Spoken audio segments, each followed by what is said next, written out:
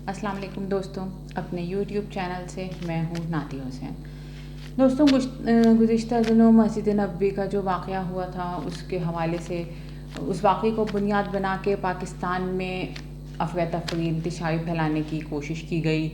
واقعہ مسجد نبوی میں سعودی عرب میں ہوا تھا اور اس کی بنیاد پہ یہاں پاکستان میں سیاسی فائدہ اٹھانے کے لیے عمران خان کے مخالفین نے پاکستان کے مختلف تھانوں میں مقدمات درج کروائے، جس کو بعد میں لاہور ہائی کورٹ کے حکم پہ روک دیا گیا تھا کہ اب اس سلسلے میں یہاں پہ مقدمات درج نہ کیے جائیں۔ لیکن ہماری سیاسی جماعتوں نے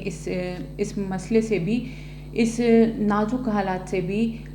اپنا مفاد نکالنے کی کوشش کی اور اسی کو بنیاد بنا کے سیاسی فائدہ حاصل کرنا چاہا۔ یہ تو ہمارے ملک کی سیاست کا المیہ ہے کہ یہاں پہ ہم نے چھوٹے سے چھوٹے، بڑے سے بڑے، ہر قسم کے نازک حساس معاملات کو اپنے سیاسی مفادات کے لیے اور مخالفین کے خلاف استعمال کرنے کی کوشش کی ہے۔ اس سے بڑا ہمارا سیاسی المیہ کیا ہو سکتا ہے کہ پاکستان میں تو خواتین کی بے حرمتی کے واقعات کو بھی سیاسی جماعتوں نے اپنے مفادات کے لیے استعمال کیا ہے۔ اور پھر مذہب تو ہمیشہ سے ہی لوگوں کا ایک دکھتی رکھ رہی ہے۔ مذہبی حوالے سے اگر کوئی بات ہوتی ہے تو اس کو تو ہماری سیاسی جماعتیں کوئی موقع نہیں جانے دیتی اس سے فائدہ اٹھانے کا۔ جیسے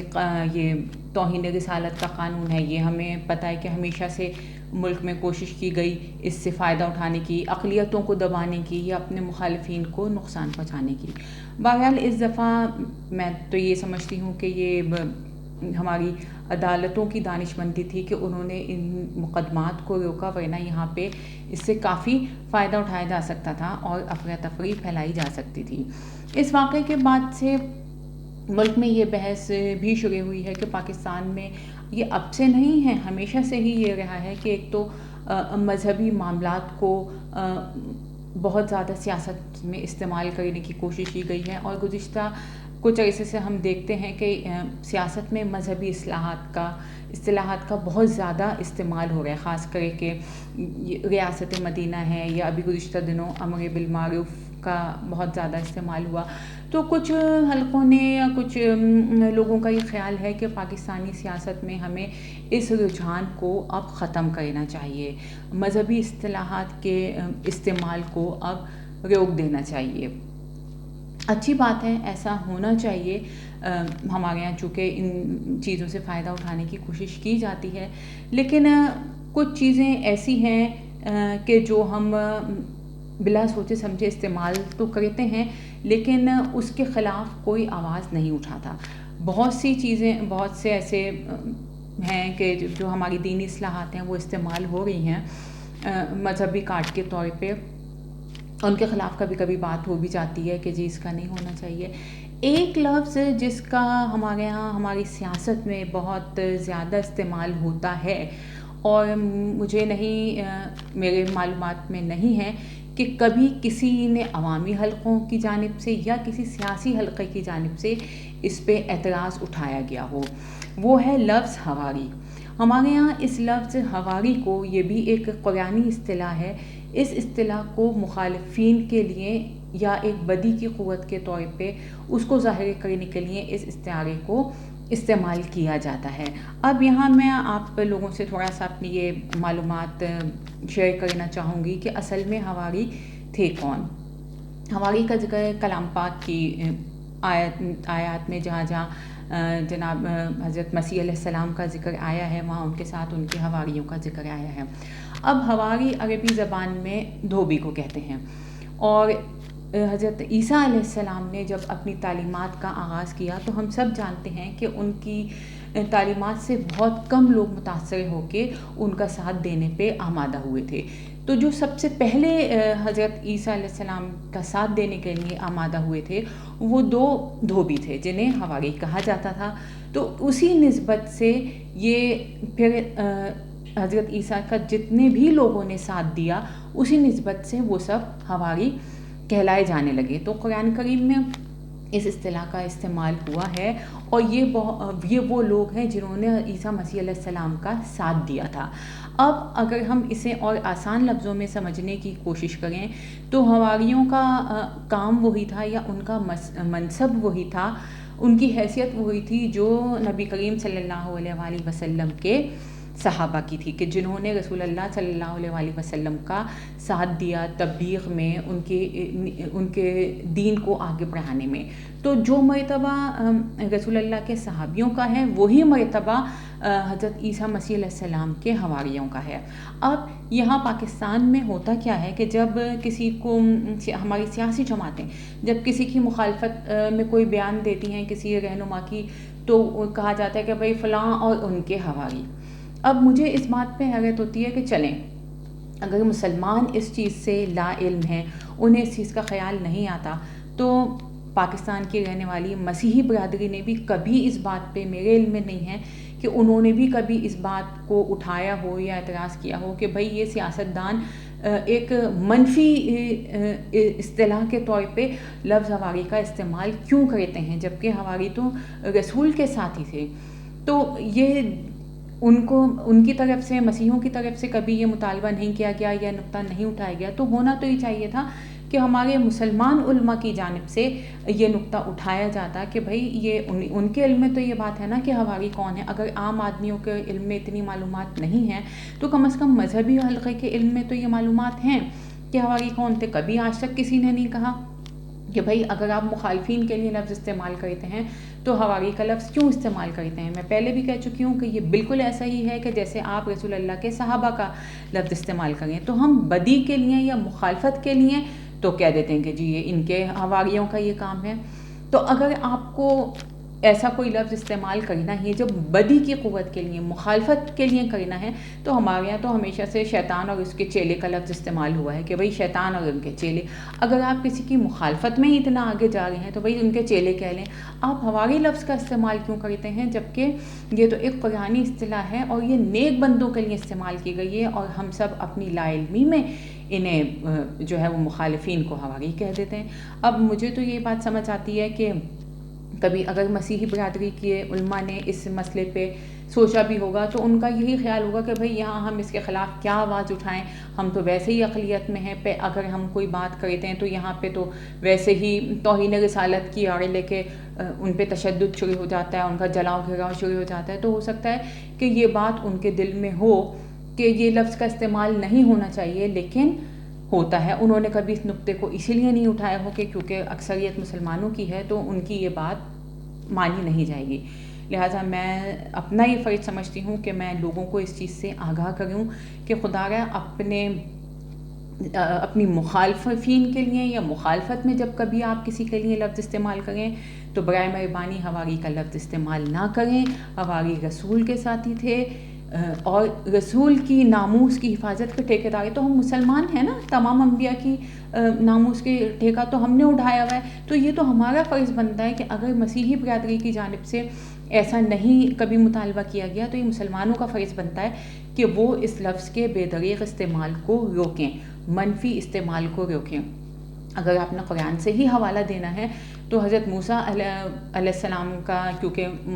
مقابلہ تھا فرعون کے ساتھ، تو فرعون کے ساتھیوں کے لیے اللہ تعالیٰ نے خود لفظ اہلی موالی استعمال کیا ہے۔ تو اگر آپ کو کہنا ہی ہے، بدی کی قوتوں کے لیے کہنا ہے، تو آپ موالی کا لفظ استعمال کر لیں۔ اردو زبان میں تو اس کا بہت استعمال ہے، اور یہ تو یہاں ہماری جو ایک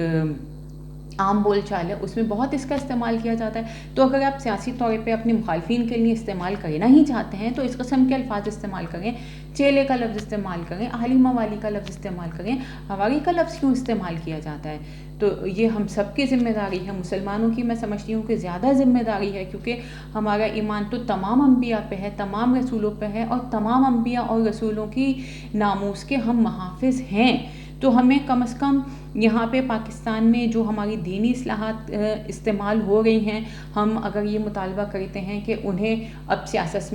میں استعمال نہ کیا جائے، تو براہ مہربانی اب یہ لوگوں کی طرف سے بھی مطالبہ ہونا چاہیے، میڈیا کی طرف سے بھی یہ مطالبہ ہونا چاہیے کہ لفظ حواری کو منفی طور پہ یا مخالفین کے لیے یا جو ہے کسی کو برا کہنے کے لیے یہ لفظ استعمال نہ کیا جائے. اچھا یہ تو بات ہماری کی ہو گئی. ابھی گزشتہ دنوں بلکہ یہ تو شرجیل میمن کا ایک بیان تھا, وہ کسی جگہ کچھ کہہ رہے تھے تو ان کے منہ سے بھی یہ نکلا, اور اس سے پہلے بھی یہ کئی دفعہ ہمارے یہاں ملک میں یہ ہو چکا ہے کہ لوگوں نے لفظ شام غریبہ کو بھی تضحیک کے معنوں میں استعمال کیا ہے. یہ شرجیل میمن نے تو پچھلے کچھ 10-15 دن پہلے ہی غالباً انہوں نے یہ بیان دیا تھا کہ وہ عمران خان تو شام غریبہ منا گئے ہیں. تو کیا یہ شام غریبہ کی تضحیک نہیں ہے, ہمارے مقدسات کی تضحیک نہیں ہے؟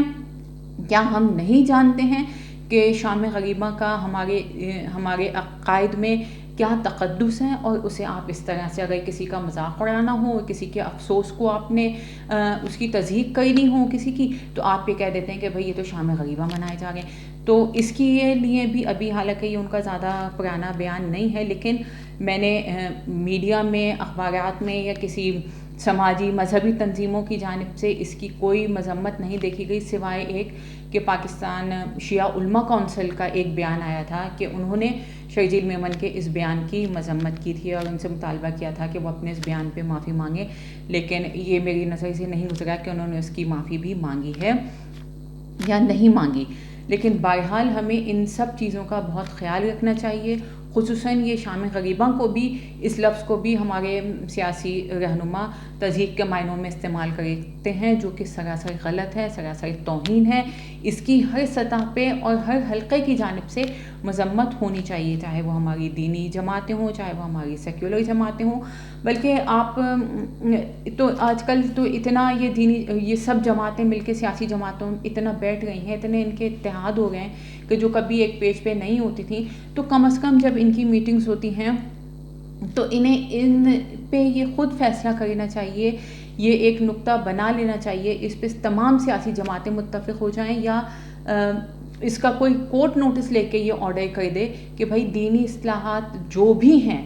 چاہے وہ ریاست مدینہ ہو, چاہے وہ شام غریبہ ہو, چاہے وہ ہواری ہو, ان الفاظ کا استعمال سیاست میں نہیں ہوگا, کیونکہ ہمارے لوگ بے سوچے سمجھے ہی بول دیتے ہیں, اور وہ کس بات کو کس حوالے سے اور کہاں سے جوڑ کے لے آتے ہیں, کچھ بھی بول دیتے ہیں. تو اس سے نہ صرف لوگوں کی دل آزاری ہوتی ہے, بلکہ وہ عناصر جو ملک میں شر پسندی پھیلانا چاہتے ہیں, چھوٹے چھوٹے ایشوز کو لے کے ایک فساد مچانا چاہتے ہیں, انہیں یہ بہت زیادہ مواقع مل جاتے ہیں. تو اب ہمیں تمام حلقوں کو اپنے میڈیا کے پلیٹ فارم سے بھی اور سماجی جو حلقے ہیں انہیں بھی اپنے اپنے پلیٹ فارم سے کم از کم ایک مطالبہ یہ کرنا چاہیے کہ وہ الفاظ جو ہمارے ہاں مذہبی بہت زیادہ استعمال ہو رہے ہیں ان سب کو ممنوع قرار دلوایا جائے, کہ ان کو کسی کی تضحیک کے معنوں میں یا تذلیل کے معنوں میں نہیں استعمال کیا جائے گا. سیاست کی اپنی اصطلاحات ہیں, دنیا بھر میں رائج ہیں, آپ ان کو استعمال کریں. برائے مہربانی مذہبی الفاظ کو, مذہبی اصطلاحات کو سیاست میں نہ گھسیٹیں, جبکہ ہمارا لا علمی بہت زیادہ ہے ہمارے عوام میں بھی اور ہمارے سیاسی رہنماؤں میں بھی. اور کم از کم یہ جو ہواری کا لفظ ہے اس کے متعلق تو میری رائے تو یہی ہے کہ کم از کم ہماری کورٹس کو اس کا نوٹس لازمی لینا چاہیے, کہ جہاں آپ یہ کہتے ہیں کہ جی ہر بات کو کہ یہ توہین عدالت ہے, یہ توہین عدالت ہے, تو یہ بھی ایک رسول کی توہین ہو رہی ہے اس حوالے سے کہ جب ان کے ساتھیوں کا نام یہاں منفی طور پہ استعمال ہو رہا ہے. تو جب عدالت اپنی توہین کے اتنے نوٹس لے سکتی ہے, تو یہاں تو ایک رسول کی کھلم کھلا توہین ہو رہی ہے, ان کے ساتھیوں کی توہین ہو رہی ہے. اس پہ نہ کوئی مذہبی جماعت نوٹس لیتی ہے, نہ ہی کوئی عدلیہ نوٹس لیتی ہے. تو میری تو گزارش یہی ہے عوامی حلقوں سے بھی اور سیاسی سماجی حلقوں سے بھی کہ سب مل کے اس مسئلے کے خلاف آواز اٹھائیں کہ مذہبی اصطلاحات کا استعمال سیاست میں ممنوع ہونا چاہیے, خاص کر منفی طور پہ تو بالکل بھی نہیں ہونا چاہیے. اب تک کے لیے اتنا ہی, اگلے ویلاگ کے لیے اللہ حافظ.